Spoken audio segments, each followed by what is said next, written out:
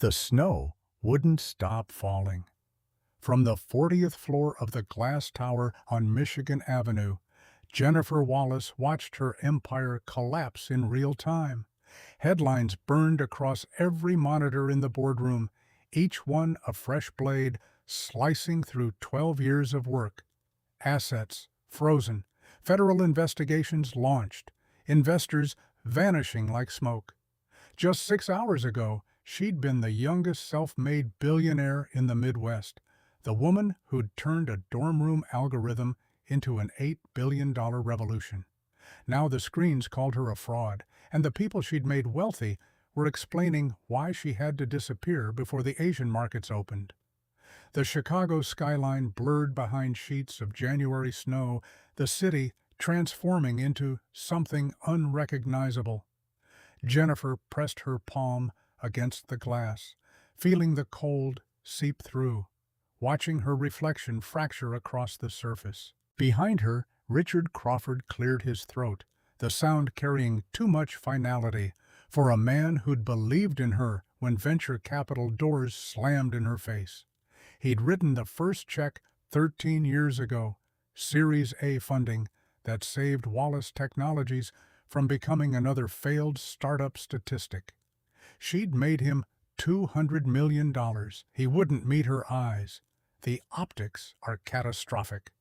His voice echoed in the war room they'd designed together, all minimalist furniture and strategic lighting. Shareholders are demanding immediate action. Patricia Morris sat 3 seats down, the CFO, who'd once called Jennifer a visionary at a Stanford keynote.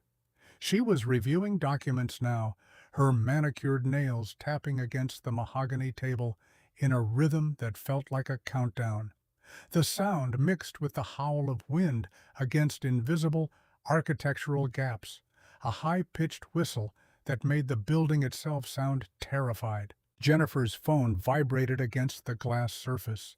53 missed calls. Her attorney, her publicist, her mother in Sacramento, who still didn't fully understand what her daughter had built or how spectacularly it was burning. She silenced the device and watched snow accumulate on the ledge outside, each flake adding to the weight of something inevitable. "We need your resignation letter by midnight." Richard finally looked at her, but his gaze landed somewhere near her shoulder. "Security will escort you out. 12 years. 18-hour days. That became 20-hour days. That became sleeping in the office because going home felt like wasting time. 3 successful pivots when the market shifted beneath them. 17 acquisitions that her competitors said were impossible. A speech at the White House where the president quoted her framework for ethical AI development. And now, because of trading irregularities she didn't authorize and transactions she never approved, they wanted her erased in 90 minutes. Jennifer turned from the window. The boardroom felt smaller than it had that morning when she'd presented Q4 projections that exceeded every analyst prediction. The walls were closing, or maybe she was shrinking, becoming the size of the person they were describing on those screens. For the first time since dropping out of MIT to chase code in a Cambridge apartment, she had no strategy, no pivot, no play that made the math work. "I'll be out in an hour." The words came from somewhere automatic, the part of her brain still executing commands even as the system crashed. Nobody argued. Nobody stood to shake her hand or offer hollow reassurances about future opportunities. They'd already moved to the next agenda item, discussing interim leadership and press release timing. She'd become a problem being managed, a liability being contained, a cautionary tale being written in real time. Her corner office looked staged when she walked in, like a museum exhibit of someone else's life. The motivational posters she'd hung in the early days, "Fail fast, learn faster," now read like prophecy, written by a cruel god. Her assistant's desk sat empty, cleared out 3 hours ago when association became dangerous. Jennifer grabbed her coat and left everything else. The awards, the framed patents, the photo of her shaking hands with Tim Cook, all of it belonged to a woman who'd stopped existing the moment federal agents walked into the compliance department. The elevator descent from 40 to ground level took forever. Her ears popped. Her reflection in the polished steel doors showed someone she barely recognized. Hair perfect, suit immaculate, eyes completely hollow. When the doors opened, the marble lobby stretched before her like a frozen lake, beautiful and treacherous. Someone had tracked in snow, and the maintenance crew hadn't mopped yet. The floor gleamed with melted ice. Jennifer stepped carefully, but her heel caught water, and physics took over. The ground rushed up, her tablet slipping from her grip, 12 years ending in a pratfall on imported Italian stone. A hand caught her elbow, firm, steady. She looked up into the face of a man in a gray maintenance uniform, a mop bucket on wheels beside him, his other hand already bracing her weight. "Easy there." Jennifer pulled her arm back instinctively, muscle memory from 1,000 handshakes with people who wanted something. "I'm fine." The janitor didn't argue or hover. He just held her gaze for 3 seconds, not with pity or judgment or recognition, just simple acknowledgement that she existed in this moment. Then he went back to mopping, pushing water toward a drain with deliberate practiced strokes that suggested he'd done this 10,000 times before. She should have called her driver, except her driver had probably turned around when the roads closed. She should have walked to the private parking garage, except her hands were shaking, and the idea of navigating icy pavement in heels felt impossible. Through the floor-to-ceiling windows, the storm had transformed Chicago into a whiteout. No cars moved on Michigan Avenue. No pedestrians fought through the drifts. The city looked abandoned, frozen in place, and Jennifer felt the full weight of what had just happened settle into her bones. She had nowhere to go. The janitor worked methodically, his movements economical and efficient. Jennifer found herself watching him, this invisible person she'd probably passed 100 times without seeing. The TV mounted above the security desk played news with sound muted, and her own face filled half the screen, split with footage of federal agents entering the Wallace Technologies building that morning. The chyron read, "Disgraced CEO forced out. Headlines aren't always the truth." Jennifer's head snapped toward him. Her expression shifted from blank shock to something sharper, the instinct to end conversations with people who didn't understand the complexity of her world. "Excuse me?" The janitor rang out his mop, not looking up. "The news. They're calling you guilty. Haven't even investigated yet. You wouldn't understand." Her voice carried the cold control of someone used to having the final word. He shrugged, pushing the bucket toward the next section of floor. "Maybe not billions, but I understand losing everything." He didn't elaborate, didn't perform empathy or fish for details, just stated a fact and returned to work. And somehow that landed harder than any of the careful statements her publicist had drafted. The lobby fell quiet, except for water sloshing and wind howling through gaps in the architecture. Jennifer stood frozen in her wool coat buttoned to her throat, her breath visible in the drafty space, watching this man clean up the mess people like her made without ever thinking about who had to fix it. "It's going to be a bad one tonight." He nodded toward the windows where snow built against the glass like a wall. "They're saying 10 inches by morning. Roads are already a mess. I don't care about the weather. You will when you try to get home." Jennifer pulled out her phone. No signal. The storm must have overwhelmed the tower, or her carrier was having issues, or the universe had decided to remove her final tether to the world she understood. She walked toward the front doors, heels clicking sharp on marble, and pushed outside into the blast. The cold hit like a physical assault, stealing her breath, turning her lungs to ice. Wind drove snow horizontal, stinging her face, blinding her. She retreated back inside, gasping, snow dusting her shoulders and hair, her carefully constructed armor already melting. The janitor had moved to the security desk, wiping down granite with the same methodical attention. "Like I said, bad one. My driver probably turned around. Smart people aren't on the roads right now." Something cracked inside Jennifer's chest, the last thread of control she'd been holding since Richard Crawford started talking about optics.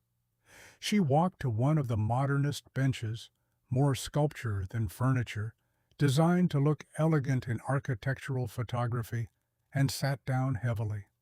The marble was cold, even through her coat.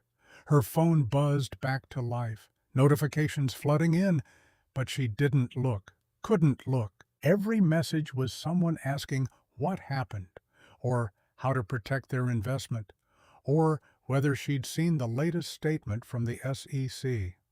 The janitor worked through his routine with practiced efficiency. Jennifer watched him peripherally, trying to understand what made someone choose this work. He was probably late 30s, lean build, efficient movements that wasted no motion. There was something deliberate about him, like a dancer who'd learned choreography so well it became invisible. The TV cycled to a financial analyst explaining the collapse. They were talking about her like she wasn't a person, just a data point in a market correction. Jennifer saw her own face flash again, a photo from last year's shareholder meeting where she'd been laughing at something Patricia had said about quarterly projections. That woman looked confident, untouchable. That woman felt like a stranger. They can't hurt you worse than you're already hurt. The janitor said it quietly, not looking up from wiping down the security phone. Jennifer turned to face him directly for the first time, really looking. There were lines around his eyes, the kind that came from stress compounded over years. His hands were rough, scarred across the knuckles, but his voice carried education in its cadence. The phrasing was too precise for someone society had decided was invisible. "You have no idea what they can do. True, but I know what you can survive." He paused, then added, "Most people think rock bottom is the end. It's not. It's just the first day of something different." Jennifer studied him, this man mopping floors in a building where she'd once commanded boardrooms. "Who are you? James Mitchell? Night maintenance? Buildings 3 through 7? He offered a slight smile. "And before you ask, yeah, I know who you are. But that's not why I'm talking to you." "Then why?" "Because 3 years ago I was sitting where you're sitting. Different building, same look on my face. And someone told me something I didn't want to hear." He met her eyes. "You're still here. That means something." The observation hit harder than any accusation from the board. Jennifer felt her throat tighten. She looked away, back toward the storm, blinking hard against the pressure building behind her eyes. "What did they tell you?" James finished with the desk and leaned against it, arms crossed. "They told me my son didn't care what I lost. He cared that I showed up." Jennifer nodded slowly, not trusting herself to speak. Outside, wind drove snow against the glass in waves, making the entire lobby feel submerged. Somewhere deeper in the building, a pipe creaked under the stress of temperature and pressure. The storm was settling in, and apparently, so was she. James pulled a folding chair from the security closet and positioned it across from her bench. He lowered himself with a slight wince, favoring his lower back. The building's heating system hummed, fighting a losing battle against cold, seeping through 1,000 tiny gaps in the architecture. "You don't have to tell me anything," Jennifer heard herself say it, even though part of her desperately wanted to hear whatever came next. "I don't need a pep talk." "Good.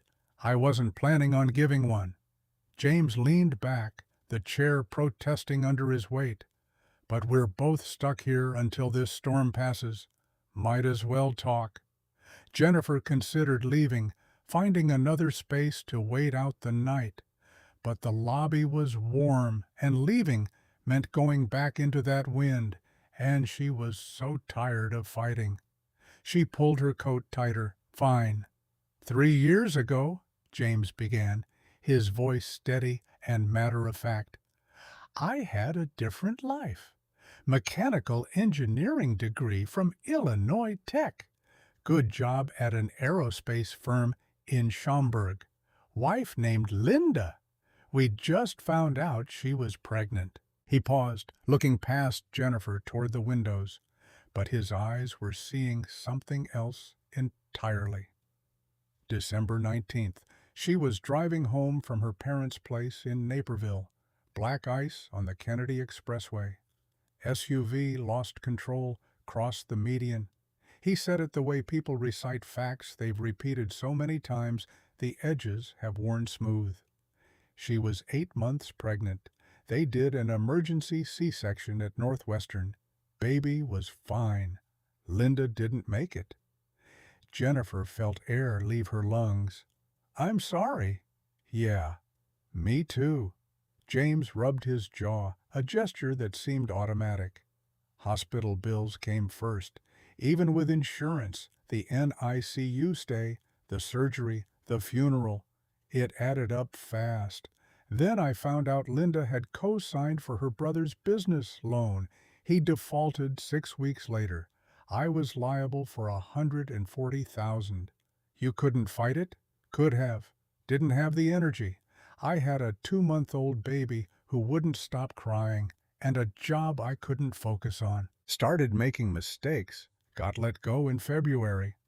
By March, I was sleeping in my car with Ryan in a parking garage off Roosevelt, running the engine for heat in 10-minute intervals so we didn't freeze. Jennifer had thought she understood loss. The collapse of her company, the betrayal of her board, the destruction of her reputation, built over 12 careful years. But this was different. This was a man who'd lost everything that actually mattered, and he was standing here at 1 a.m, mopping floors, while she complained about frozen assets and bad press. "How did you—" She started, then stopped, unsure what she was even asking. "Survive?" James supplied.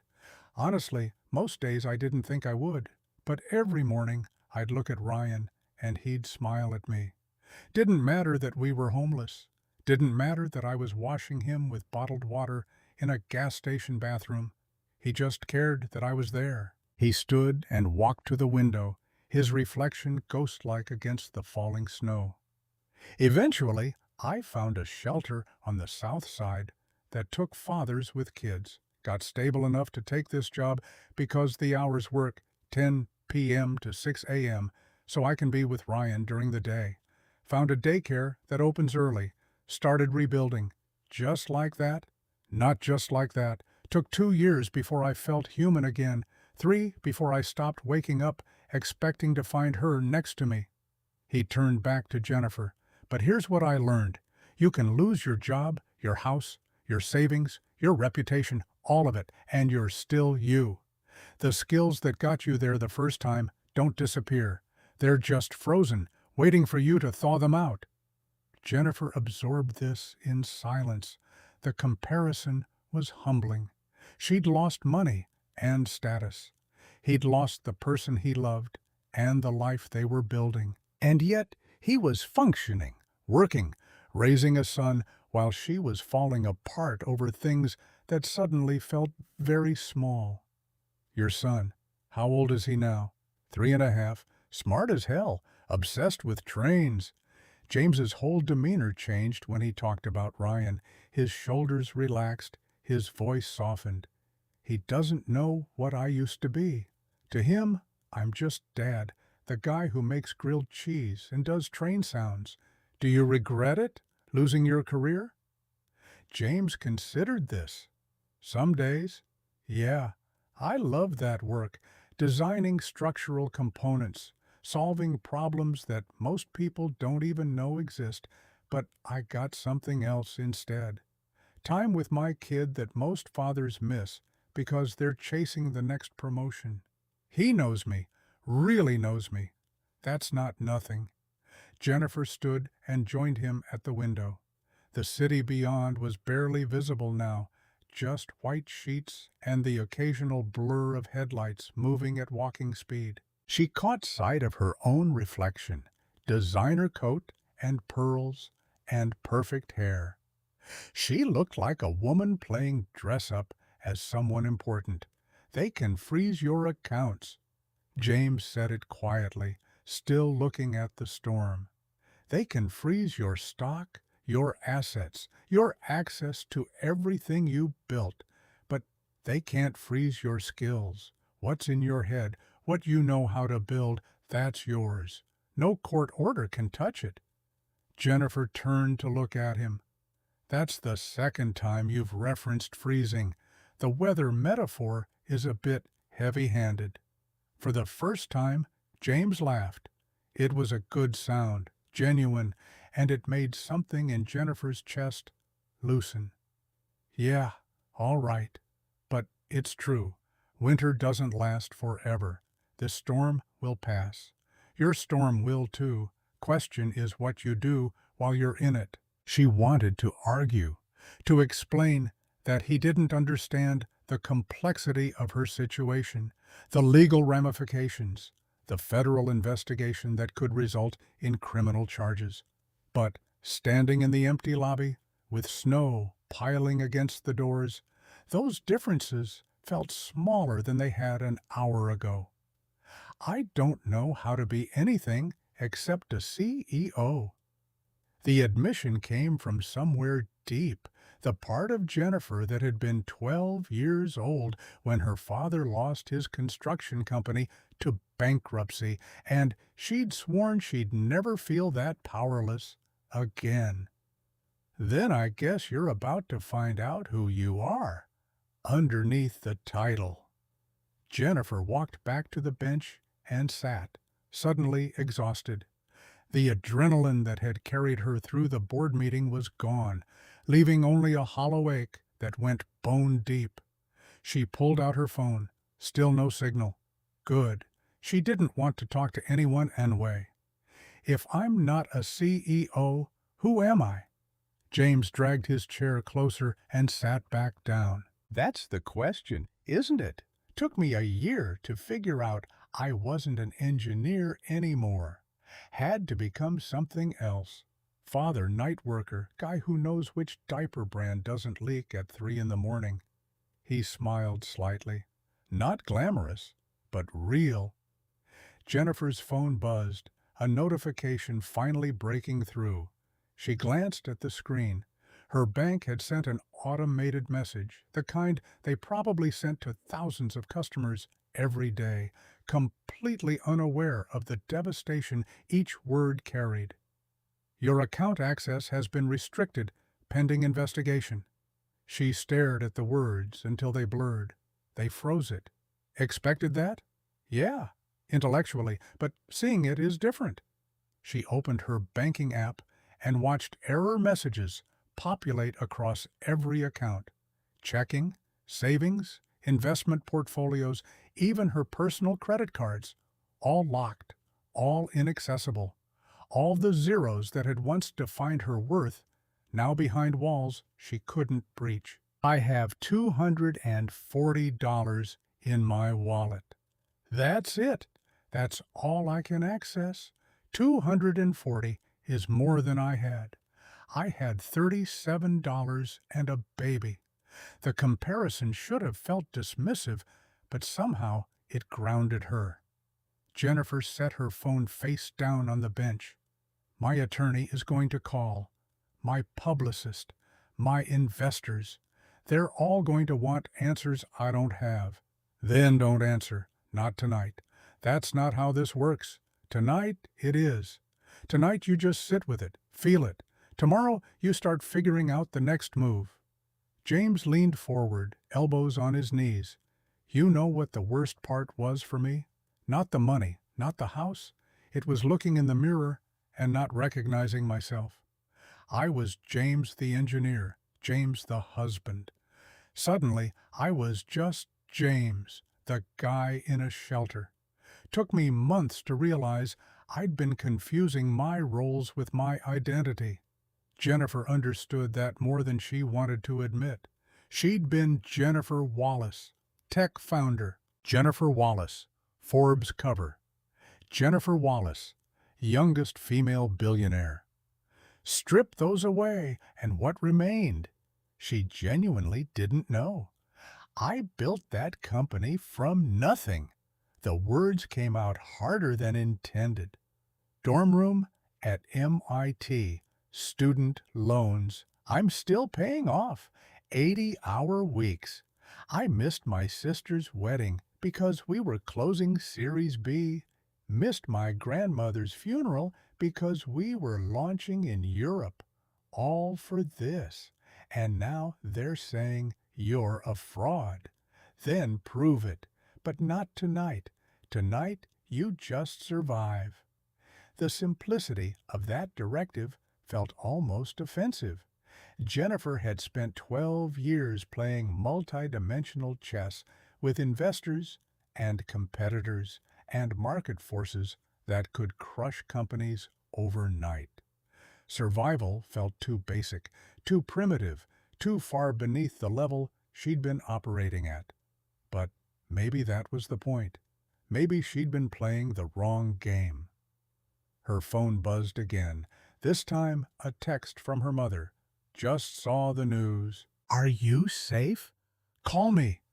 Jennifer typed back quickly. I'm fine. She put the phone away. She wasn't fine, but she was safe. That was something. Your friends? James said. The ones you made rich. They reaching out? Jennifer laughed, a bitter sound that echoed in the empty lobby. I've had 53 calls. Want to guess how many were people asking if I was okay versus people asking how to protect their investments? None to one. 0 to 53. Jennifer felt something harden in her chest. They were associates, connections, network nodes, not friends. James nodded like this confirmed something he already knew. Yeah, that's the thing about building an empire. You collect people who love the empire. When it falls, they scatter. But the people who stay, if anyone stays, those are the ones who actually knew you. No one's staying. I'm here. You're paid to be here. I'm paid to mop floors. James stood and walked to his supply closet, returning with 2 bottles of water and a granola bar from the vending machine. He handed them to Jennifer. I'm talking to you for free. She accepted them because refusing felt petty. The granola bar was stale, the water room temperature. It was the most honest meal she'd had in years.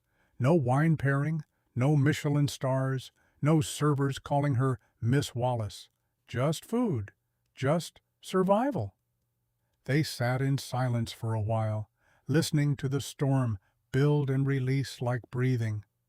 Jennifer ate slowly, tasting nothing, just chewing and swallowing because her body needed fuel even if her mind had given up on caring. What do I do tomorrow? Wake up, James said it simply. After that, whatever comes next, 1 hour at a time. You can't plan your comeback when you're still in the collapse. First, you just stop falling. Jennifer looked at him, this janitor in a maintenance uniform who somehow understood her situation better than any of the high-powered contacts filling her phone with messages. Why are you helping me? James thought about it, really considered the question like it mattered. Because 3 years ago, a woman named Carol at the shelter didn't have to give me extra time with Ryan during visiting hours.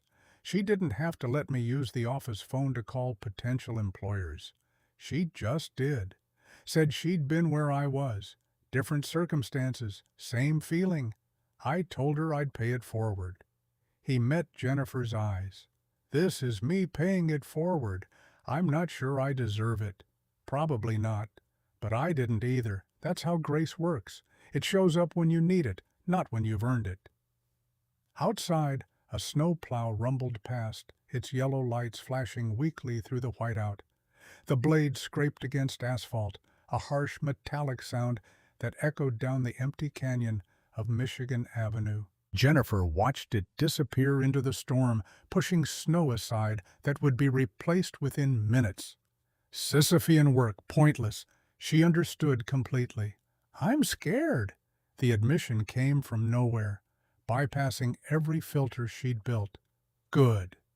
James didn't look at her, just kept watching the storm. Means you're still alive. James's phone alarm went off at 11:30, time for his scheduled security sweep of the upper floors. He silenced it and glanced at Jennifer, who was staring at the news ticker running across the bottom of the TV screen. More headlines about her, speculation about criminal charges, market impact projections that treated human devastation like weather patterns. I need to do my rounds. You're welcome to stay here. Heat's on, bathrooms on the second floor if you need them. Jennifer stood. I'll come with you. I can't look at that screen anymore. They took the elevator to the 10th floor. The executive level had been sealed off by security, so James worked his way down from the top, accessible floor. He moved through each space methodically, checking windows, adjusting thermostats, emptying trash bins that were already mostly empty. Jennifer followed, her heels clicking on tile, echoing in the vacant offices like a metronome, counting down to something inevitable. You're very systematic. Engineering training. James pulled a window closed that someone had left cracked. Process matters. You develop a checklist, you execute it the same way every time. Reduces errors. You said you went to Illinois Tech. What was your focus? Aerospace structural analysis, stress calculations, failure point predictions. Basically, figuring out how much force something can take before it breaks. Jennifer stopped walking. That's not a janitor's background. No, but it's a janitor's current reality. James finished checking an office and moved to the next. Knowledge doesn't disappear just because you're not using it.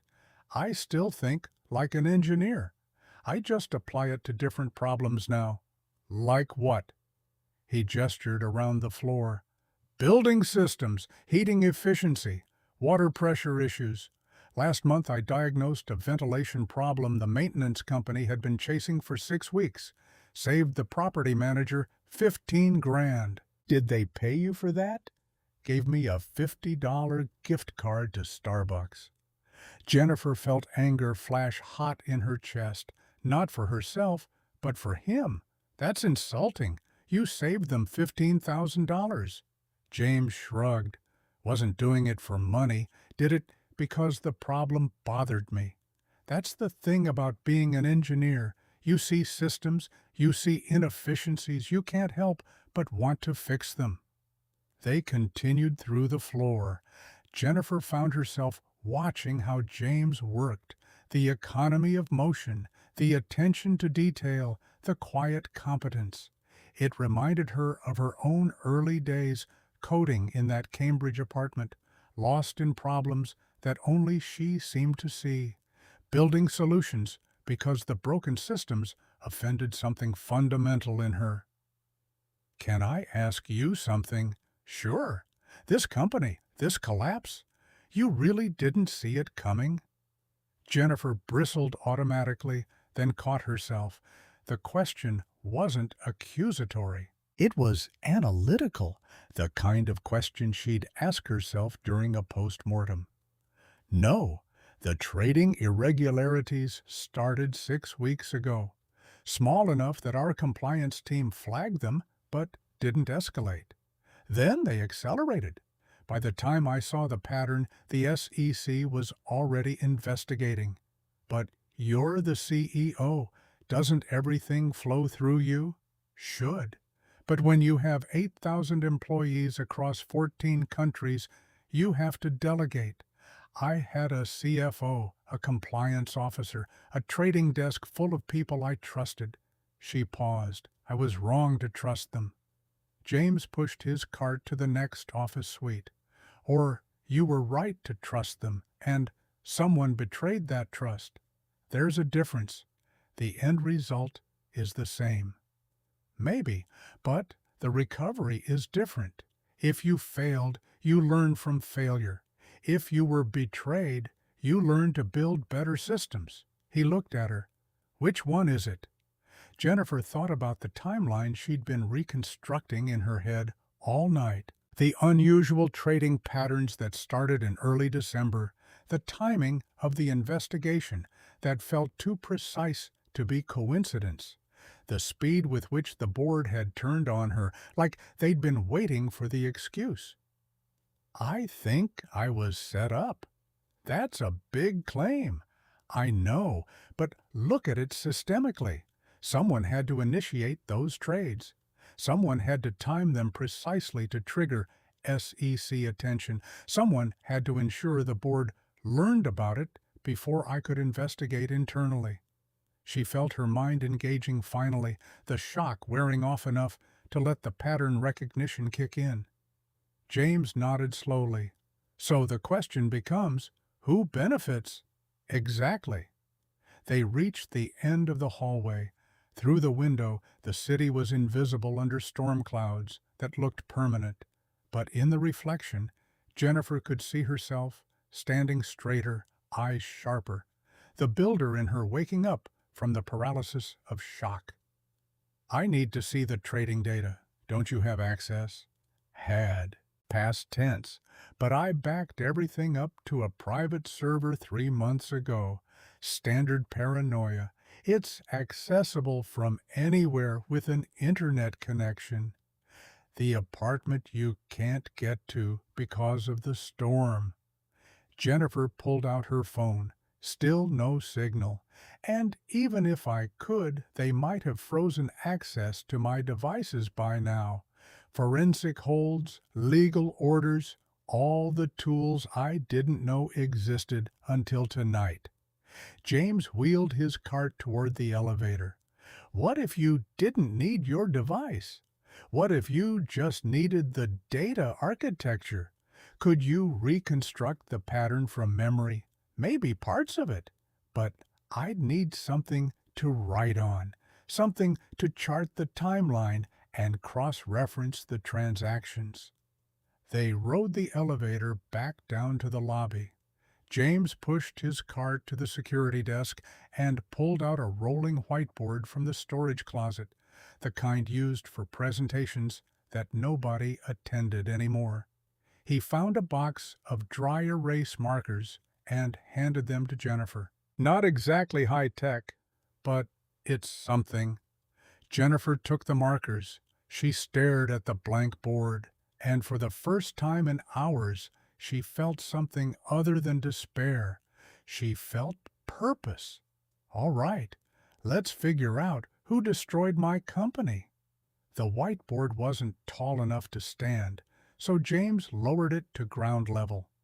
Jennifer sat cross-legged on the marble in her designer coat, working in silk blouse and wool slacks like she was back in the MIT computer lab pulling all-nighters.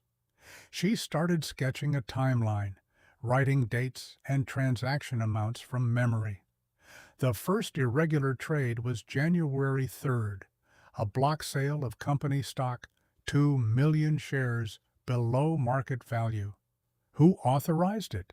According to the system logs, I did, but I was in Tokyo that day for meetings with SoftBank, signed the approval remotely. James sat across from her, legs crossed, watching her work. Digital signature? Yes, which means someone either had my password or spoofed my credentials. Your CFO would have those credentials. Patricia Morris. Maybe, but she'd also know the forensics would trace back to her immediately. Jennifer drew a second line. January 7th. Another block sale. 3 million shares. Same pattern. I was in London meeting with the Financial Conduct Authority about our European expansion. So, someone knew your travel schedule. Everyone knew my travel schedule. It was public information. Investor meetings, conferences, keynotes. I was out of the country 12 days in December, 9 days in January. James leaned forward, but not everyone knew which days you'd be approving transactions remotely versus in person. Jennifer stopped writing. That's internal information. Finance team would know. Executive assistants? Maybe IT security. Start listing names. She wrote them out, 8 people total, all of whom she'd trusted completely. Any of them have motive? Define motive. Money. They were all well compensated. Stock options, bonuses, the works. What about power? They already had significant authority within their domains. What about outside the company? James stood and walked to the windows, hands in his pockets. Who benefits if Wallace Technologies collapses? Jennifer sat back, thinking. Competitors. We were dominating 3 major markets: cloud infrastructure, AI development platforms, enterprise security. At least a dozen companies would benefit if we went under. Could they get to someone inside your organization? With enough money? Probably. Jennifer felt something cold settle in her stomach. Corporate espionage isn't some thriller movie plot. It's standard operating procedure in tech. You identify key personnel, you make offers they can't refuse. You extract information or sabotage from the inside. James turned back to her. Here's what I don't get. If someone wanted to destroy you, why not just embezzle? Why set up this elaborate trading scheme that involves federal investigations and market manipulation? Because embezzlement can be isolated. One bad actor, contained damage, limited fallout. But market manipulation, trading irregularities that implicate the entire leadership structure, that forces a complete teardown. Jennifer stood, pacing now, which means whoever did this didn't just want to steal, they wanted to destroy. Personal vendetta or business elimination. Could be either, or both. James walked back to the whiteboard. He picked up a marker and drew a flowchart, boxes and arrows showing potential paths from initial trade to board removal to stock acquisition. His hand moved with practiced confidence, the kind that came from years of drafting technical specifications and system diagrams. Within minutes, he'd created a structural map of a corporate coup. Your CFO reports to the board. He tapped the marker on Patricia's name. If she's compromised, who on the board would know? The audit committee. Gerald, Jennifer caught herself. Richard Crawford chairs it. Same Richard who led the charge to force you out tonight. He pushed hardest, wanted me gone immediately, didn't want to wait for investigation results, because investigation results might clear you. James drew another arrow. If Richard is part of this, he'd want you removed before you could defend yourself.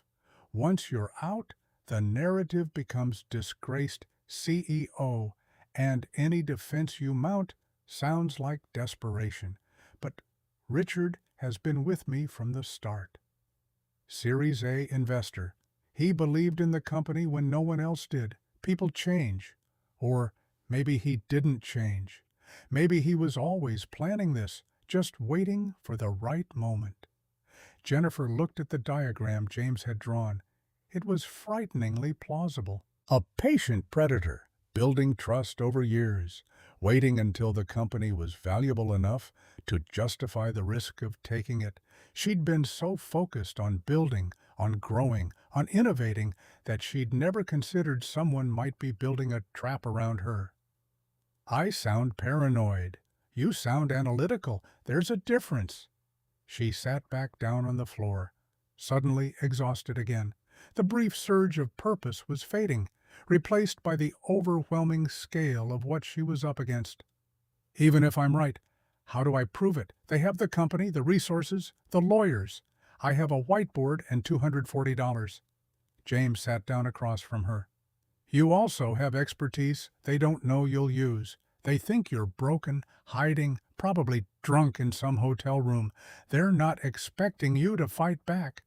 I'm not sure I have the energy to fight back. You do. You just spent the last hour building a case from memory.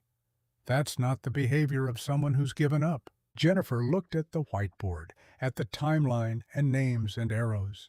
It looked like the kind of investigative work she used to do in the early days, piecing together market opportunities, finding patterns in chaos that everyone else missed.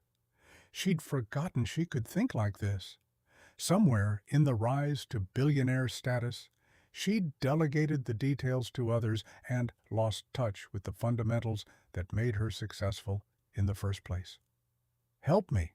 The words came out quiet but clear. James met her eyes. What? Help me investigate this. You see patterns. You think structurally. I need that. I'm a janitor, Jennifer. I push a mop. I'm not a forensic analyst. You're an aerospace engineer who analyzed structural failures for a living.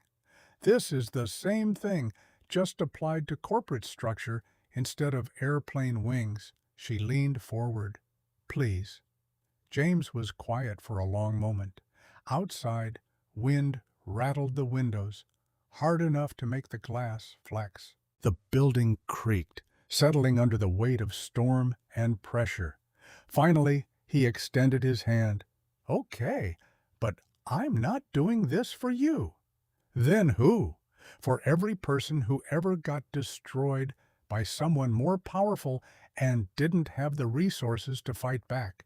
For my wife, who died while her brother's creditors came after me. For everyone who got screwed by a system that protects the people at the top. He held her gaze. I'm doing this because I want to see the powerful held accountable for once. Jennifer took his hand and shook it. His grip was firm, calloused, real. They had an alliance now. Unlikely, unequal, possibly unstoppable. They worked through the night. James set a timer for his rounds, still had a job to do, and between sweeps of the building, they reconstructed Jennifer's last 6 months. She talked through every major decision, every board meeting, every transaction she could remember. James took notes on cleaning supply inventory sheets, the only paper available, organizing information into categories that made sense to an engineer's brain. Around 1 in the morning, Jennifer's phone finally regained full signal. It immediately exploded with notifications, hundreds of texts and voicemails and emails that had been queued up waiting for connectivity. She scrolled through them with growing detachment, watching people panic in real time. Anything useful? My lawyer wants $50,000 as a retainer to represent me through the investigation. My publicist wants to schedule crisis management sessions at $3,000 per hour. My accountant says the IRS is freezing additional assets pending their own review. She set the phone down. Everyone wants money. I don't have to solve problems I didn't create. What about friends? Real ones? Jennifer scrolled through her contacts. Hundreds of names, business contacts, investors, people she'd met at conferences and added to her network because networking was what you did when you built an empire. She couldn't remember the last time she'd called someone just to talk, the last time someone had called her for a reason other than business. I don't think I have friends. I have networks. Networks fail. Friends don't. Easy to say when you have them. James pulled out his own phone and showed her his contacts list. Maybe 30 names total. My son's daycare director. The guy at the corner store who lets me buy diapers on credit when I'm short. The woman at the shelter who still checks in on Ryan. The maintenance supervisor who gave me this job. That's my network. Small but real. Jennifer felt something twist in her chest. Envy, maybe, or grief for something she'd never built. She'd been so focused on professional connections, on building a web of influence and access, that she'd forgotten to build anything personal. And now, in her moment of crisis, she was utterly alone, except for this janitor who owed her nothing. James must have seen it on her face.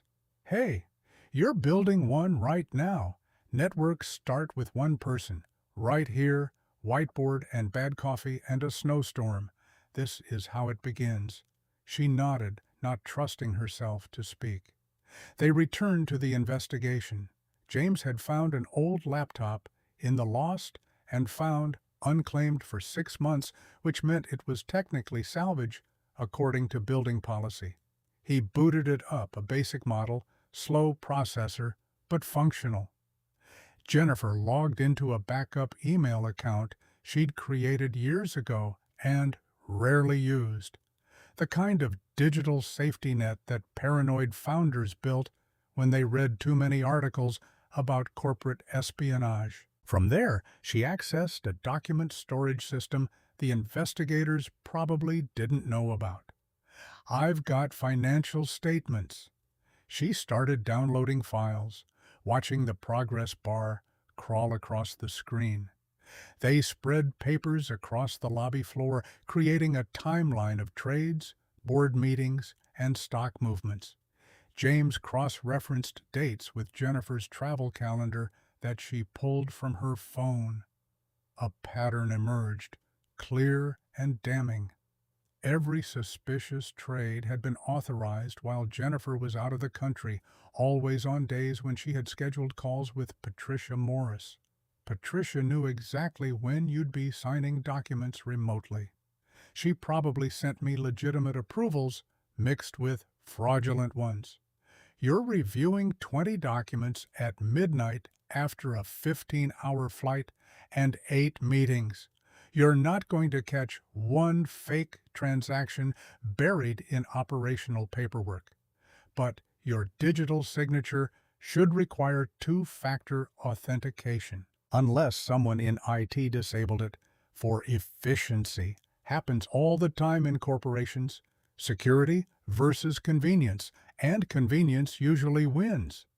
Jennifer pulled up her IT request history, a system she'd implemented 2 years ago to track every technical change across the company. There, buried in November, a ticket filed by Patricia Morris requesting streamlined approval processes for executive transactions, approved by David Williams, the Chief Compliance Officer. They coordinated this. Looks like it. But why? What's their endgame? Jennifer kept digging. She found board meeting minutes from December, a closed session she hadn't been invited to attend. The topic was listed as leadership succession planning, and her stomach dropped as she read the summary. They were building a case for her removal before the trades even started. They were planning this. The words came out hollow. They were building a narrative of erratic behavior, poor judgment, emotional instability. Every decision I made that they questioned, every strategic pivot they disagreed with, they documented it all as proof of incompetence, while simultaneously undermining you with fraudulent trades. James read over her shoulder. A two-pronged attack Destroy your credibility internally with the board. Destroy the company's value externally with market manipulation. By the time it all came together, you had no defense. She kept scrolling through documents, looking for the missing piece. Then she found it, and everything clicked into place. A stock purchase agreement dated 3 weeks ago, long before the scandal broke publicly. Richard Crawford and Patricia Morris, along with 3 other board members, had formed an investment group. They'd secured a credit line from a hedge fund, $2.3 billion, specifically to acquire Wallace Technologies stock in the event of a market disruption. They're buying the company. Jennifer's voice came out barely above a whisper. They tanked the stock price, forced me out, and now they're buying controlling interest for a fraction of what it's worth. James let out a low whistle. That's not just fraud, that's corporate piracy. Jennifer felt lightheaded. The scope of the betrayal was staggering. People she'd made wealthy, people she'd trusted with the company she'd built from nothing, people she'd considered mentors in some cases. They'd been planning her destruction for months, maybe years, and she'd never seen it coming because she'd been too busy building the next feature, closing the next deal, hitting the next revenue target. I need to report this to the SEC. With what evidence? Documents you accessed from a personal backup that they'll claim you fabricated after the fact. You're already under investigation. This could look like you're deflecting blame, creating a conspiracy theory to avoid responsibility. Then what do I do? James stood and walked to the window. Dawn was maybe 2 hours away, though the sky was still black with storm clouds that showed no sign of breaking. You need someone with credibility to verify this independently. Someone who can't be accused of being in your pocket. Like who? Like a forensic accountant who doesn't work for any party involved. Or a cybersecurity firm that can trace the digital signatures and prove they were spoofed. Someone neutral who has no stake in the outcome. That costs money I don't have, and time I definitely don't have. They're probably moving to finalize the stock purchase right now while everyone's focused on the scandal. James turned back to her. Then we need to make noise, loud enough that someone with authority pays attention before it's too late. The media is risky. They've already painted me as guilty. Going to them now could backfire spectacularly. Jennifer felt the walls closing in again. Every path forward seemed blocked.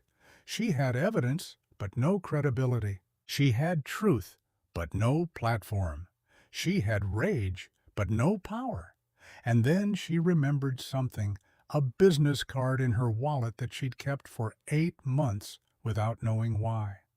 She pulled out the card, slightly worn from being carried through airports and boardrooms across 3 continents. Sarah Brennan, investigative journalist, Chicago Tribune. They'd met at a tech ethics conference in San Francisco, and Sarah had been unimpressed by wealth and status in a way that Jennifer found refreshing. They'd talked about corporate accountability, about the way white-collar crime got buried in complexity, and legal maneuvering that exhausted public attention. If you ever see something that needs exposing, Sarah had said over drinks after her panel, call me. I mean it. The people with power rarely face consequences because the people who could expose them are afraid of retaliation. But sometimes, someone decides they have nothing left to lose, and that's when the truth comes out. Jennifer had kept the card because Sarah had been real in a world of carefully constructed personas. At the time, she'd thought she'd never need it. Now it might be her only option. You trust her? I trust that she wants the truth, and right now, that's the best I've got. Jennifer pulled out her phone and drafted an email. She attached the stock purchase agreement, the IT request timeline, the board minutes from the closed session. She wrote a single line. "They destroyed my company to steal it. I have proof. Will you investigate?" She hit send before she could second-guess herself, watching the message disappear into the digital void. Now what? James checked his watch. Now we wait for dawn. The snow stopped at 5:47 in the morning. Jennifer knew because she'd been watching the clock on the lobby wall, watching each minute pass with excruciating slowness. The silence, when the wind finally died, was startling. After hours of howling that had become background noise, the sudden stillness felt unnatural, like the world was holding its breath. James had finished his shift at 6, but stayed anyway. They'd moved from the floor to the benches, backs against cold marble, papers and notes spread around them like debris from a shipwreck. Jennifer's phone was at 3% battery. She turned off everything except email, waiting for Sarah Brennan to respond. "You should go get your son. Daycare doesn't open until 7. Ryan's with my neighbor until then. Your neighbor watches him all night? Rose is a nurse, works nights at Northwestern. I watch her daughter after school when she needs coverage. We trade off." Jennifer thought about the complexity of that arrangement, the trust required, the mutual dependence that made it work. It was so far from her experience of hiring full-time nannies and household staff that it might as well have been a foreign country. That sounds hard. It's efficient. And her daughter Sophia and Ryan are good together. They're learning to build networks young. James smiled slightly. Through the windows, the city was emerging from the whiteout. The snow had stopped, but what it left behind was staggering. Drifts reached halfway up parked cars. Michigan Avenue was invisible under a smooth blanket of white that looked pristine and impassable. A few early plows were out, blades scraping, but it would be hours before the roads were safe. Jennifer's phone buzzed, email notification. She grabbed it, hands shaking slightly. "Sarah Brennan. Holy shit, I'm looking at this now. Can you verify authenticity of these documents? Need on-record confirmation before I run anything. Call me." Jennifer showed James the message. "You did it. We did it. I couldn't have pieced this together without you. So, what happens now? I don't know. The story might change everything or nothing, but at least the truth is out there." Jennifer dialed the number from Sarah's business card. It rang 3 times, then connected. A voice rough from too much coffee and too little sleep came through the speaker. "This is Sarah. It's Jennifer Wallace. You got my email." "I did. And if these documents are authentic, this is one of the biggest corporate fraud stories I've ever seen. But I need to verify before we go to print. Can you give me access to the original files? They're on a secure server. I can grant you temporary access, but you'd need to move fast. Once they realize I'm investigating back, they'll lock everything down.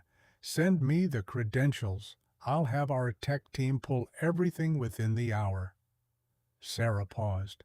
"But Jennifer, I need you to understand something. If this goes to print, you're going to be in the center of a firestorm. Federal investigations expanding, lawsuits from multiple parties, media circus that makes tonight look like a warm-up. Are you prepared for that?" Jennifer looked at James. He nodded once, steady and certain. "I'm already in a firestorm. Might as well be the one who started it." "Okay, send me everything you have. I'm calling my editor now." The call ended. Jennifer sent the server credentials and all her access passwords. She was burning her last bridge, but bridges to nowhere weren't worth preserving. Now we really wait. The sun started to rise around 7, though calling it a sunrise felt generous. The sky just gradually shifted from black to gray to pale blue, filtered through clouds that still looked heavy with unshed snow. But the light on the accumulated drifts was blinding, turning Chicago into a landscape of diamonds that hurt to look at directly. Jennifer walked to the window and pressed her hand against the glass. It was cold enough to sting, cold enough to remind her that she was still here, still feeling, still fighting. Behind her, James's phone rang. He answered, spoke quietly in the tone people use when they're trying not to wake someone, then hung up. "I need to go get Ryan. Are you going to be okay here?" Jennifer looked around the lobby. "I don't know where else to go. My apartment is 20 blocks north. The roads aren't clear yet. You could come with me. It's not far, maybe 8 blocks east. Walking distance if you don't mind the snow." Jennifer hesitated. The idea of meeting his son, of intruding on his real life, felt like crossing a boundary she wasn't sure she had permission to cross. But staying alone in this lobby felt worse, felt like giving up, and she'd just spent the night deciding she wasn't going to do that. "Are you sure?"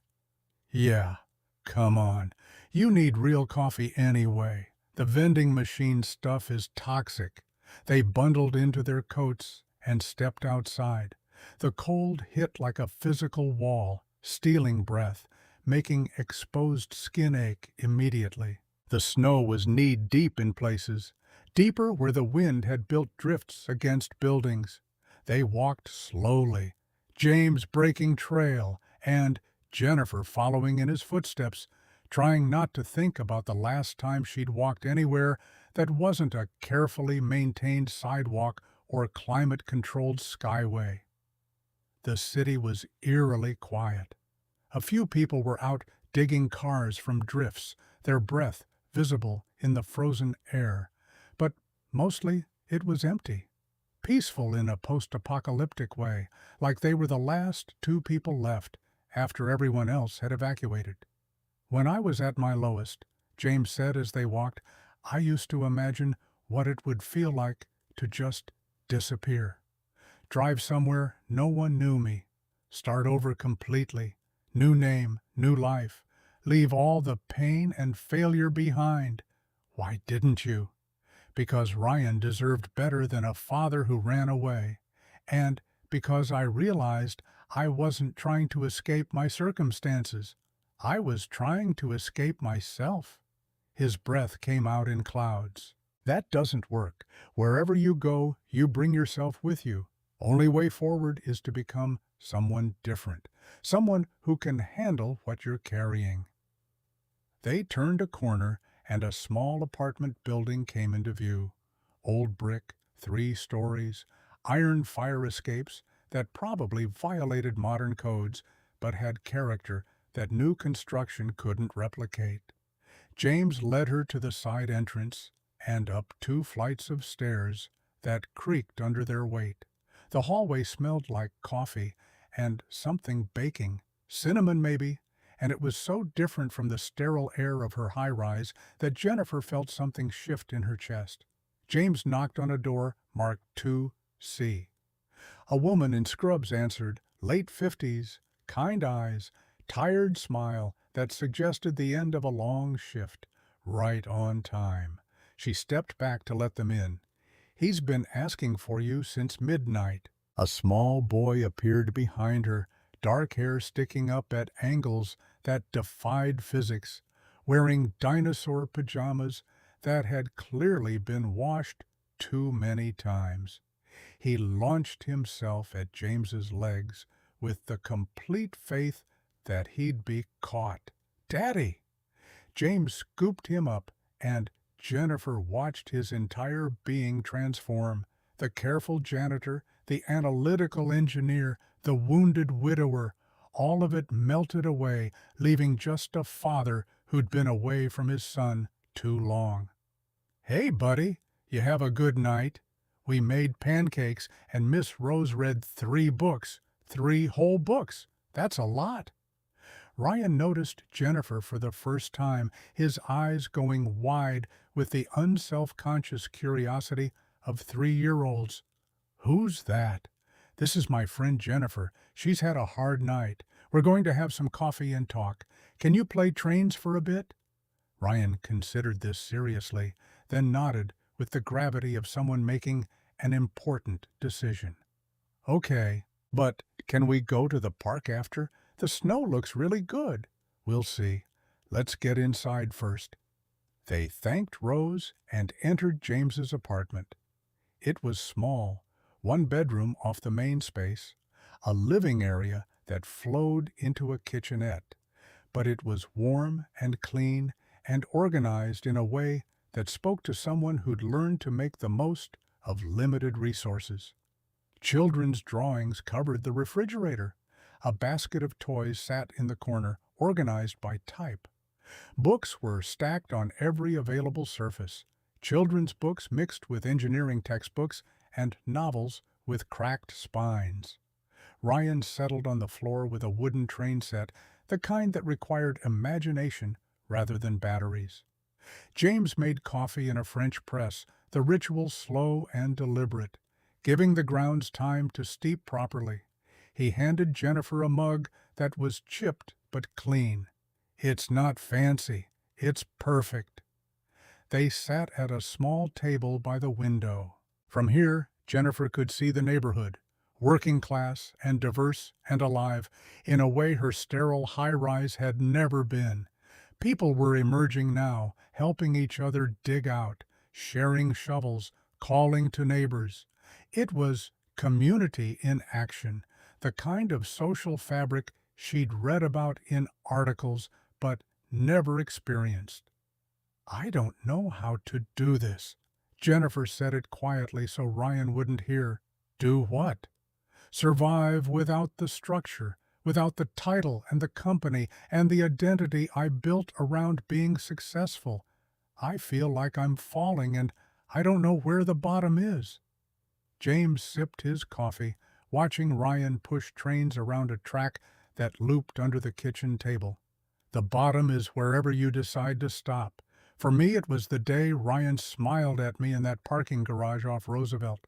I realized I could either keep falling or plant my feet, so I planted them. And if I can't find solid ground, then you build it, one decision at a time. You've already started. You investigated, you reached out to a journalist, you're fighting back. That's not falling. That's climbing. Ryan brought over a train, one wheel stuck, and refusing to turn properly. Can you fix this? James took the train and examined it with the same focus he'd applied to corporate structure analysis. He found the issue, a piece of dust caught in the axle mechanism, and cleaned it out. The wheel spun freely. There you go. Good as new. Thanks, Daddy. Ryan zoomed the train across the floor, making engine sounds that were surprisingly accurate for someone who'd probably never been on a real train. Jennifer watched this exchange and felt something shift inside her, a recalibration of what success actually meant. For 12 years, she'd measured it in valuations and market share and revenue growth that appeared on quarterly reports. But this, a father fixing a toy for his son, while morning light streamed through a window overlooking a neighborhood digging itself out of a storm, this was success too. Different, quieter, but no less real. Her phone buzzed. Sarah Brennan, documents verified. Story runs tomorrow morning. Front page. Brace yourself. Jennifer showed James the message. You did it. We did it. I couldn't have pieced this together without you. So what happens now? I don't know. The story might change everything or nothing, but at least the truth will be out there, and that's more than I had 6 hours ago. They sat in comfortable silence, drinking coffee, watching Ryan play. Outside the window, the neighborhood was coming back to life, one shovel at a time. People reclaiming their city from the storm, not waiting for someone else to do it, just showing up and doing the work because it needed doing. Jennifer realized she was warmer than she'd been in hours, not because of the apartment's heat, but because of the presence of people who saw her as human rather than scandal or stock price or cautionary tale. Thank you for tonight, for this, for not looking away when you could have. We don't look away in this neighborhood. James refilled her coffee. We show up for each other. That's how we survive. Jennifer stayed until Ryan's daycare opened at 7:30. She helped James get the boy dressed, watched him pack a lunch of string cheese and crackers and apple slices cut into quarters, observed the morning choreography of a single father who'd learned to make every motion count. It was organized chaos, shoes on the wrong feet, then corrected, coat zipped, backpack checked for the stuffed dinosaur that apparently couldn't be left behind. Can Jennifer come to the park later? Ryan asked it while James was tying his shoes, the question casual in the way only 3-year-olds could manage when discussing matters of great importance. James looked up at her, leaving the decision in her hands. That's up to Jennifer. She has some important things to do today. Jennifer knelt down to Ryan's level, something she hadn't done since her sister's kids were small, back when she still made time for family gatherings. Maybe another time, but thank you for sharing your trains with me. Ryan hugged her without warning, the unself-conscious embrace of someone who hadn't learned yet that affection could be weaponized or withheld for leverage. Jennifer froze for a second, her hands hovering, then hugged him back. When was the last time someone had touched her without wanting something in return? When had human contact become just another transaction? After they left for daycare, Jennifer sat alone in the apartment that wasn't hers. She should go home, face whatever was waiting in her penthouse overlooking Lake Michigan. But she wasn't ready yet, wasn't prepared to walk back into the museum of her former life and see all the artifacts of who she used to be. Instead, she opened the laptop James had left on the kitchen table, his Wi-Fi password written on a sticky note, and started working. First, she drafted a statement for Sarah's article, clinical and factual and completely unemotional. She outlined the fraud, the coordinated attack, the evidence trail. She didn't play victim or ask for sympathy. She just laid out facts the way she'd learned to present technical specifications to investors who only cared about data. Then she started making a list of what came next. She couldn't run Wallace Technologies anymore, even if the article cleared her name. That ship had sailed the moment Richard Crawford called for her resignation. But she had skills that hadn't disappeared just because her title had. She had experience and knowledge and 12 years of learning how systems failed and how to build them better. She could build something new, smaller maybe, quieter, but hers. Around 9 her phone rang, her attorney finally breaking through the chaos of notifications. "Jennifer, where the hell have you been? I've been trying to reach you all night." "I was busy." "Busy doing what?" "The SEC is expanding their investigation based on new information.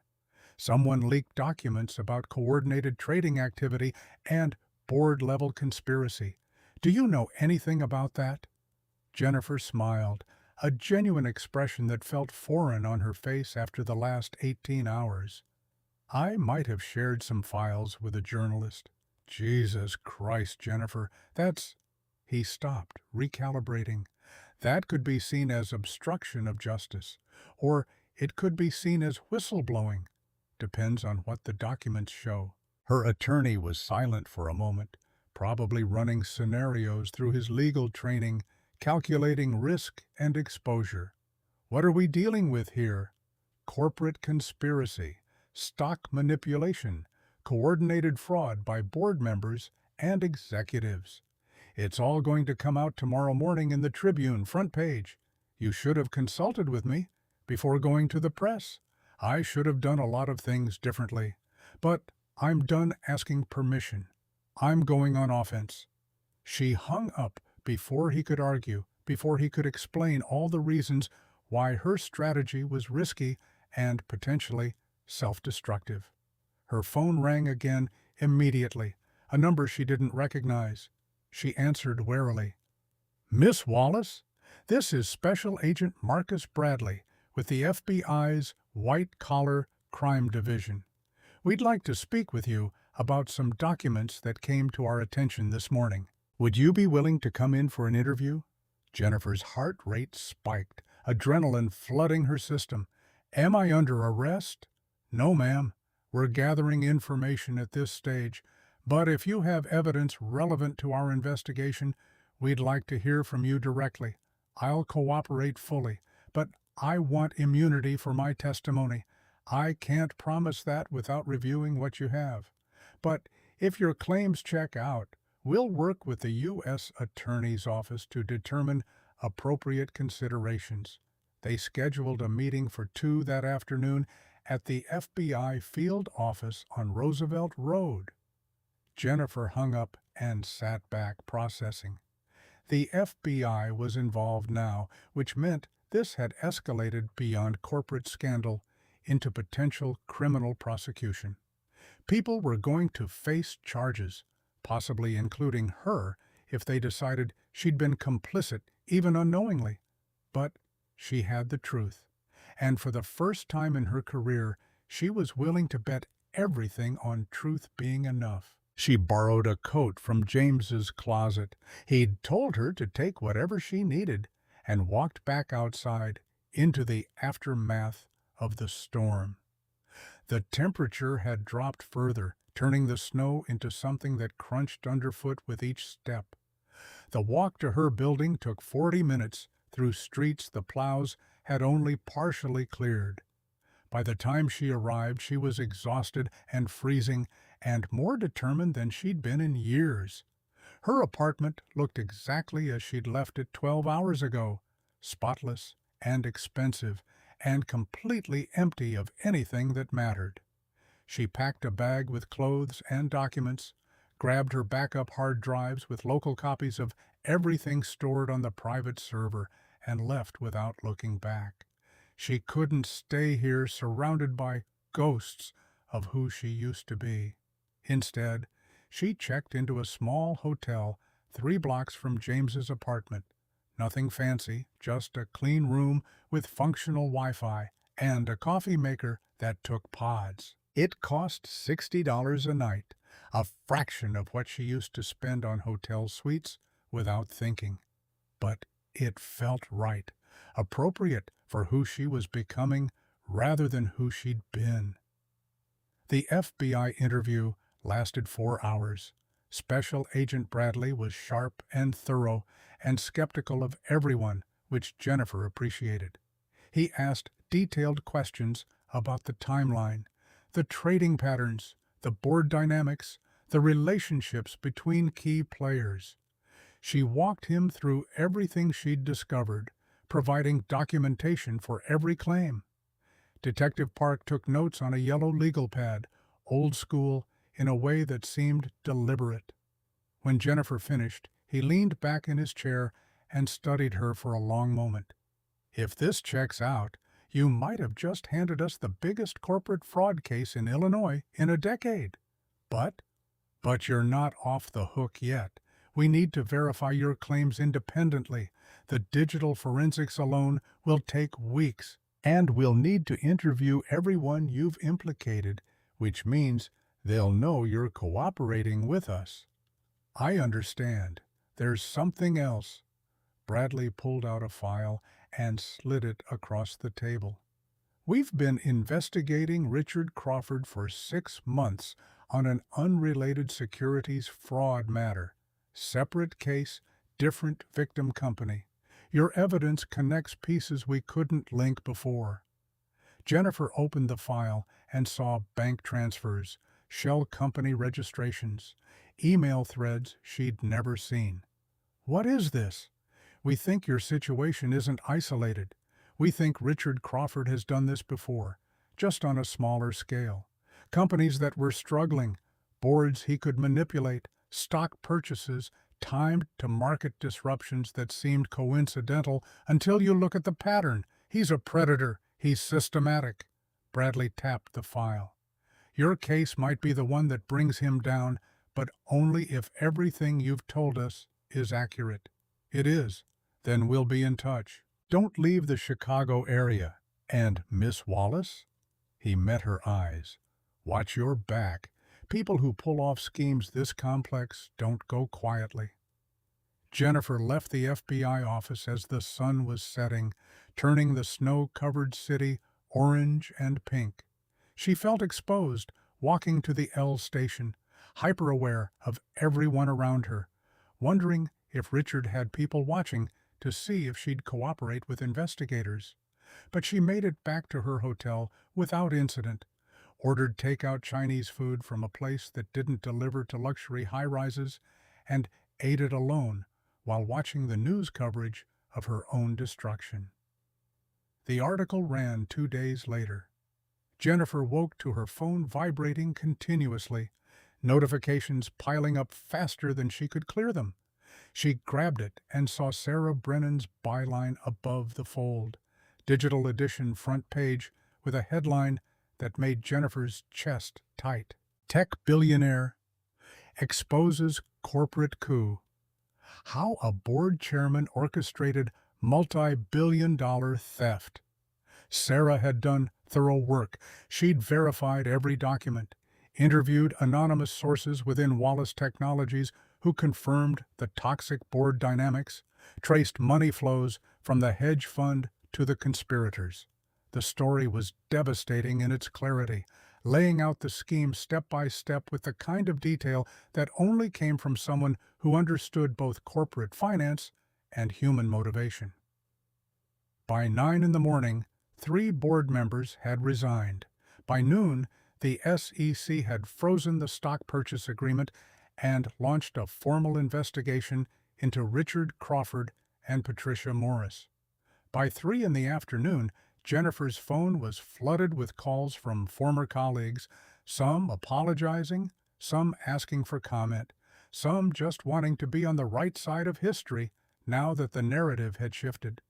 She ignored most of them. She had different priorities now.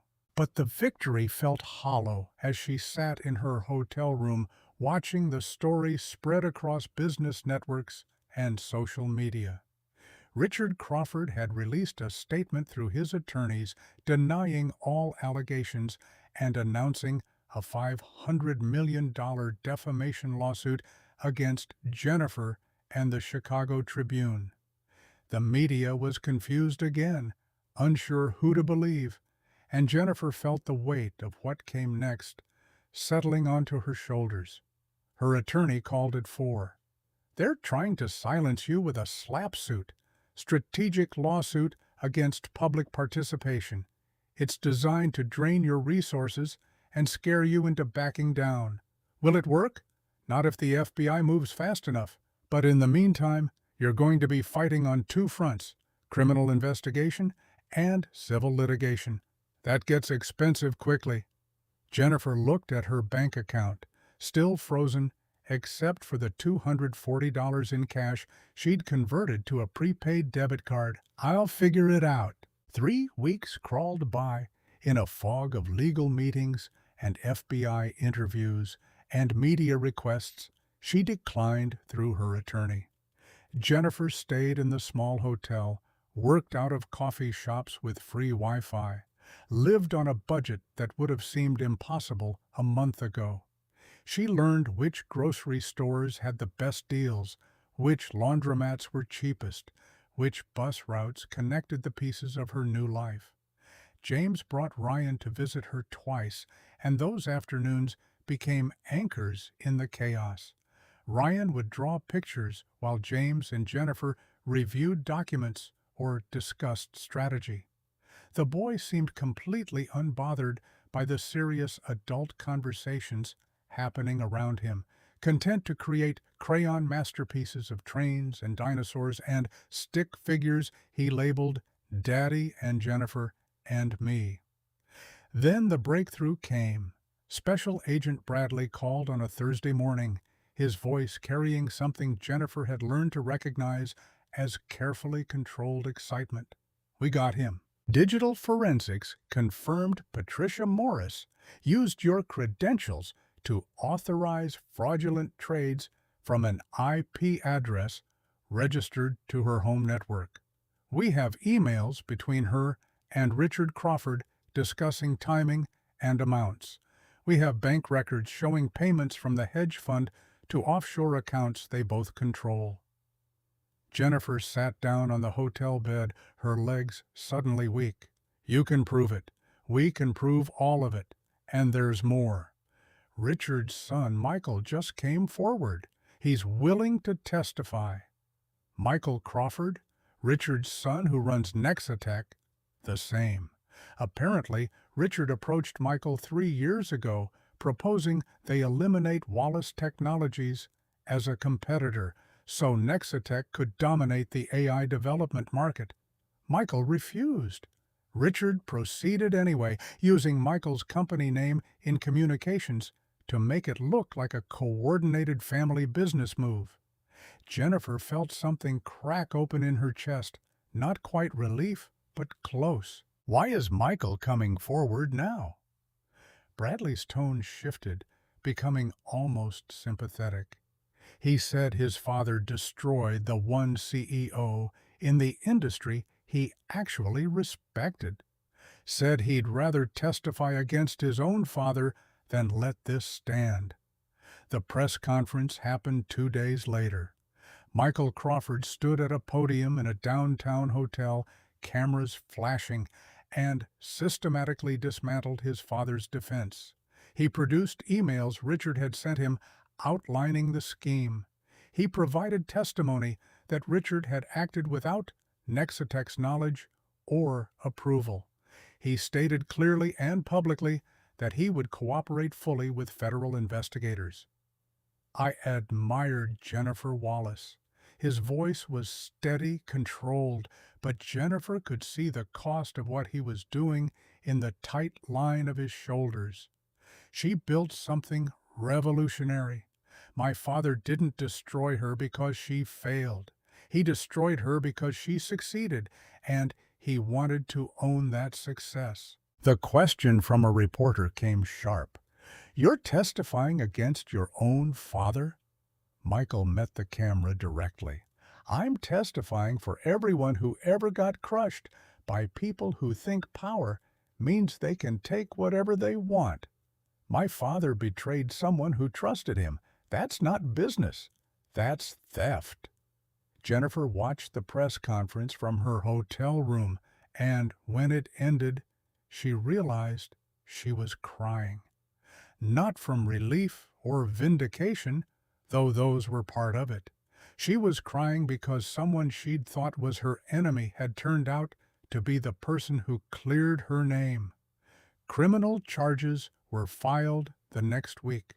Richard Crawford, Patricia Morris, and David Williams were indicted on securities fraud, conspiracy, wire fraud, and racketeering. The evidence was overwhelming. Digital forensics showing the spoofed signatures, financial transfers documenting the coordination, emails laying out the scheme in language so explicit it seemed like arrogance. Patricia Morris plea bargained within 48 hours, agreeing to full cooperation in exchange for a reduced sentence. David Williams followed 2 days later. Richard Crawford hired the most expensive defense attorneys in Chicago and vowed to fight every charge. His preliminary bail hearing set bond at $20 million, which he posted immediately, and he walked out of the courthouse surrounded by lawyers who promised vindication. But the court of public opinion had already rendered its verdict. Richard's reputation was destroyed, his business relationships severed, his legacy reduced to a case study in corporate betrayal. The trial would take months, maybe years, but the outcome felt inevitable. Jennifer's frozen assets were released 3 days after the indictments came down. Her bank accounts unlocked, her stock portfolios accessible again, her financial life restored with a few keystrokes. She logged into her banking app and stared at numbers that had once defined her worth and felt nothing. No relief, no satisfaction, no sense that this restored anything that actually mattered. The Wallace Technologies Board called an emergency meeting and begged her to return as CEO. They offered a $200 million compensation package, full operational control, public apologies from everyone who'd voted to remove her. The employees started a petition with 8,000 signatures asking her to come back. Jennifer took the call from the interim board chairman while sitting in a coffee shop near James's apartment, surrounded by people working on laptops and students studying for exams and parents managing toddlers. Normal life happening all around her while they offered to restore her empire. No, the chairman sounded stunned. I'm sorry. I'm declining. I appreciate the offer, but no, Jennifer, you built this company. It's yours. You deserve to lead it. I built it once. I don't need to prove I can do it again. I need to prove I can build something different. Can we discuss this? The board is unanimous. We all want. I know what you want. You want the optics of redemption, the narrative of the wronged founder triumphantly returning, but I don't want to go back. I want to go forward. She hung up and immediately called James. They met at a diner on Halstead, one of those 24-hour places that served breakfast at any hour and didn't care if you sat in a booth for 2 hours nursing coffee. They want you back. I know. You said no. I did. James studied her across the table, steam rising from his coffee cup. Why? Because I spent 12 years building something that could be stolen that easily. I regret a lot of things about how I ran that company, but I don't regret losing it. She paused, finding the words. Turns out I needed to lose it to figure out what I actually want to build, which is something that can't be taken, something that's actually mine, not because I own the stock, but because I did the work. That's not a business plan, not yet, but it will be. They worked on it for 6 months. Jennifer sold her penthouse and bought a townhouse 2 blocks from James's apartment, a 3-bedroom brick building with a small yard and neighbors who introduced themselves. She started a consulting firm, Wallace Advisory, specializing in corporate fraud detection and prevention. Her first client was a mid-size manufacturing company that couldn't afford Big Four audit fees but needed help identifying internal control weaknesses before they became catastrophes. Her first hire was James Mitchell, Chief Structural Analyst, salary $75,000 plus equity. He was reluctant at first, comfortable with the janitor job and the predictable hours that let him be present for Ryan. I don't know if I'm ready to go back to that world. You're not going back. Jennifer showed him the office space she'd leased, a shared workspace in a converted warehouse where startups and small firms rented desks.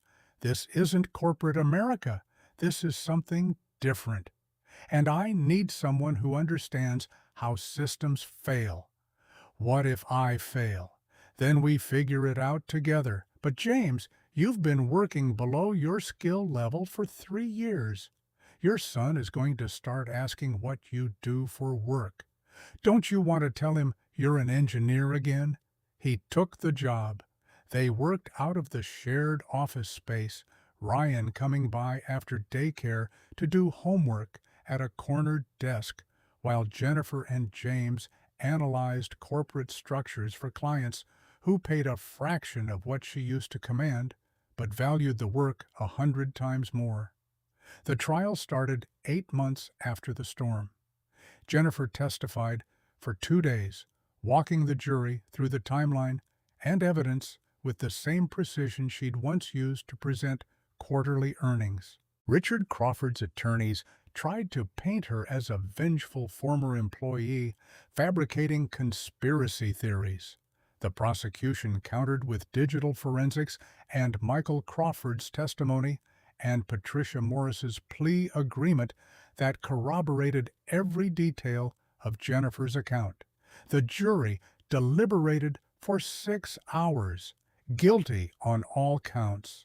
Richard Crawford was sentenced to 18 years in federal prison, Patricia Morris to 9, David Williams to 7.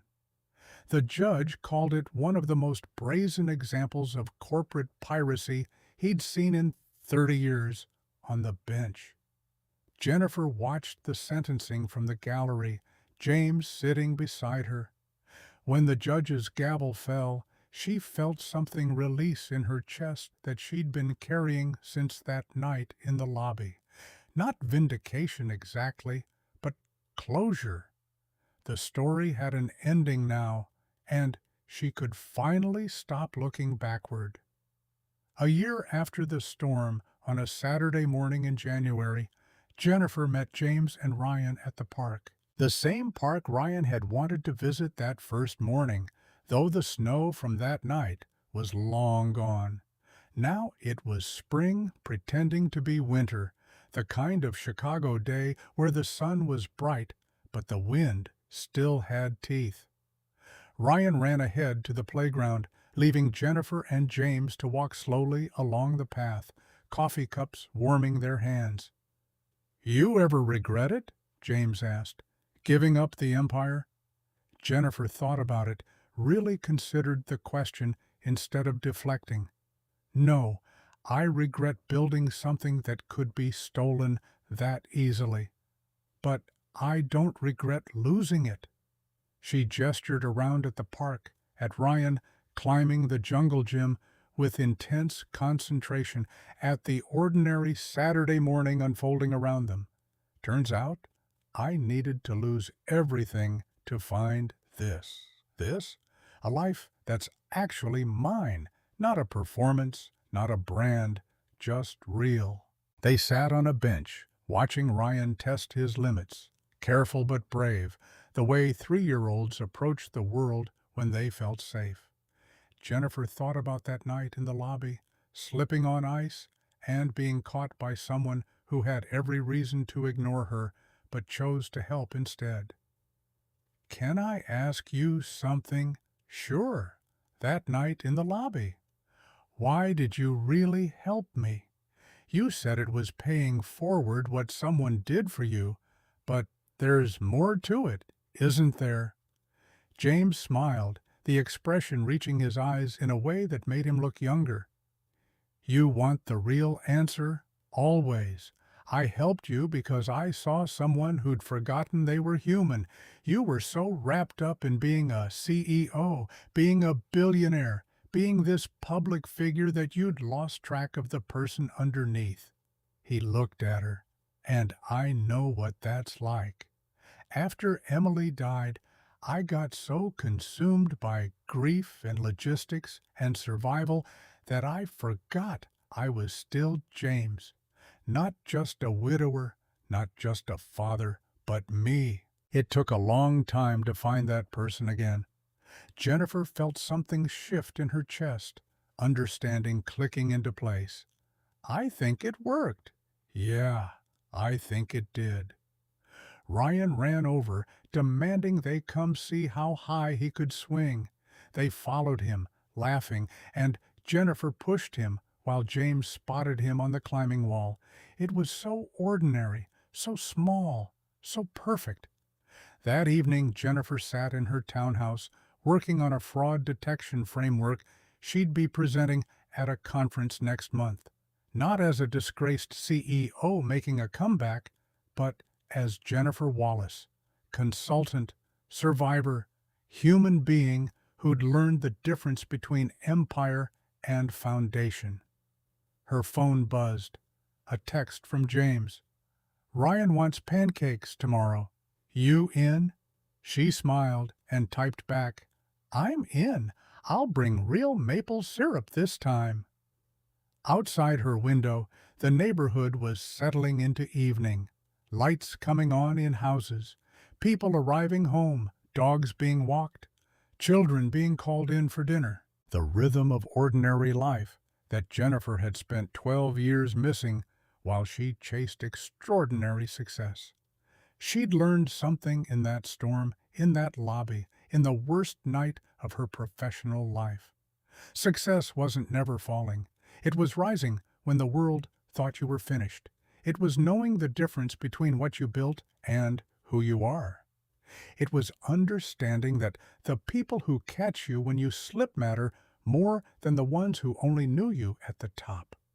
Winter didn't last forever, no matter how permanent it felt when you were in it. But the lessons learned in the coldest nights, those stayed. Those built you. Those became the foundation for everything that came after. Jennifer closed her laptop and looked around her townhouse. No marble lobby, no glass tower, no empire. Just a home, just a life, just enough. And for the first time in 12 years, enough felt like everything. She thought about tomorrow, pancakes with James and Ryan, maybe a walk through the neighborhood. Definitely not checking her phone every 5 minutes or answering emails on Sunday. She thought about the consulting firm that was growing slowly but sustainably, about clients who valued her expertise rather than her reputation, about work that felt real instead of performative. She thought about sitting on her couch next to James while Ryan showed them his latest train track configuration, the way James's hand sometimes found hers without making it a moment, the way Ryan had started calling her by name instead of Miss Jennifer, the way this accidental family had formed from the wreckage of her old life. Outside, someone was shoveling their walk, even though no snow had fallen in weeks, just clearing debris and salt residue, maintaining their small piece of the world. Jennifer watched them for a moment, then grabbed her coat and went outside to help, because that's what neighbors did in this part of the city. That's what community meant when you stopped treating other people like network connections and started seeing them as humans who might need a hand. The person shoveling was an elderly man from 3 doors down, someone she'd introduced herself to 6 months ago and now knew by name. They worked together for 20 minutes, not talking much, just clearing the sidewalk, because winter had taught them both that preparation mattered even when storms seemed distant. When she went back inside, her phone showed a message from the conference organizer confirming her keynote slot. The topic was fraud prevention, but the real subject was resilience, how to survive when systems fail, how to rebuild when institutions betray, how to find solid ground when everything you thought was permanent turns out to be constructed on sand. Jennifer knew what she'd say, had been writing it in her head for months. She'd talk about the night she lost everything, about the janitor who taught her the difference between roles and identity, about the 3-year-old boy who showed her that success could be measured in hugs instead of stock prices. She'd talk about Richard Crawford facing 18 years in prison, not because she wanted revenge, but because accountability mattered. She'd talk about Michael Crawford choosing truth over family loyalty because sometimes the right thing was also the hardest thing. She'd talk about systems that protected the powerful and the people working to change those systems one case at a time. But mostly, she'd talk about grace showing up when you needed it, not when you'd earned it. About hands catching you when you slipped. About the ordinary miracle of rebuilding from nothing and discovering that nothing was actually everything that mattered. Jennifer sat at her kitchen table and opened her laptop again, not to work, but to send an email to her sister in Sacramento, the one whose wedding she'd missed for Series B funding. The email was simple. I'm sorry I wasn't there when it mattered. I'm learning to be present now. Can we talk? She hit send and felt something release. Another piece of the old Jennifer falling away to make room for whoever she was becoming. Her phone buzzed immediately, her sister's reply. I've been waiting 3 years for this email. Call me tomorrow. Tomorrow. Pancakes with James and Ryan, then a call with her sister, then maybe a walk to the coffee shop to work on her conference keynote. A full day of small moments that added up to a life worth living. The snow had been gone for months now, spring firmly established and summer approaching. But Jennifer still thought about that storm sometimes, about the night the wind wouldn't stop howling and the city disappeared under white. She thought about standing in an empty lobby with nowhere to go and $240 to her name, watching a janitor mop floors, and wondering if this was what rock bottom felt like. Rock bottom wasn't the end.